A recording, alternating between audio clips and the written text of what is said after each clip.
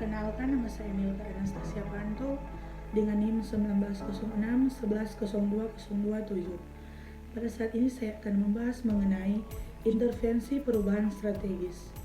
Menurut Miftah Toha 2003, intervensi dimaksudkan untuk menetapkan cara-cara apakah yang patut digunakan untuk merencanakan perbaikan berdasarkan masalah yang ditemukan dalam proses diagnosis dan pemberian umpan balik. Intervensi berarti keikutsertaan klien dan konsultan bersama-sama merencanakan proses perbaikan berdasarkan atas masalah yang dijumpai dalam proses diagnosis. Kegiatan-kegiatan tersebut dimaksudkan dalam rangka menata dan memperbaiki kembali fungsi organisasi dalam memberikan kesempatan kepada anggota organisasi untuk bekerja dalam tim ataupun mereka mengelola suatu tim serta memelihara organisasi agar tepat dapat berjalan dengan baik sesuai dengan tujuan organisasi.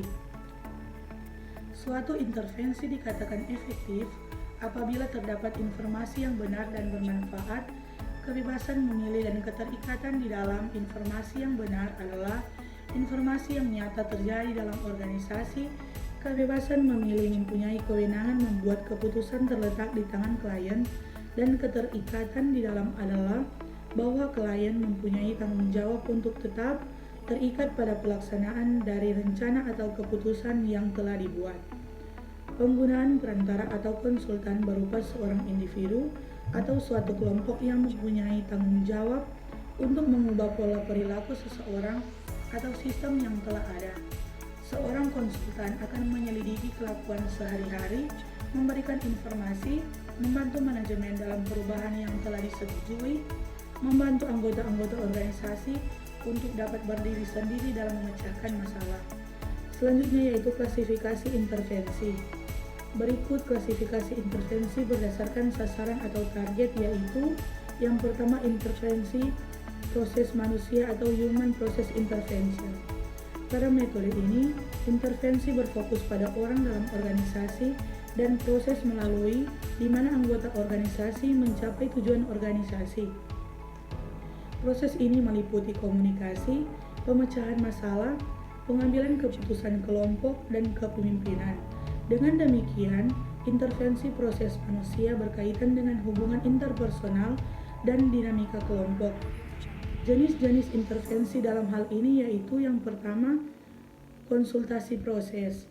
Intervensi ini berfokus pada hubungan interpersonal dan dinamika sosial yang terjadi dalam kelompok kerja. Konsultasi proses membantu anggota kelompok mendiagnosis berfungsinya kelompok dan solusi yang tepat terhadap masalah-masalah organisasi. Yang kedua yaitu team building. Intervensi ini membantu kelompok kerja menjadi lebih efektif dalam melaksanakan tugas sebagaimana konsultasi proses. Pengembangan tim membantu anggota kelompok mendiagnosis proses kelompok dan pemecahan masalah. Yang ketiga yaitu survei feedback. Sebuah program intervensi di mana melakukan pengumpulan informasi tentang organisasi lalu memberikan kepada manajer atau anggota agar mereka dapat berpikir dan memecahkan masalahnya sendiri. Sebuah pengumpulan dengan cara survei atas organisasi dan diberikan langsung oleh atasan. Setelah diolah oleh atasan akan diberikan ke manajer ataupun anggota.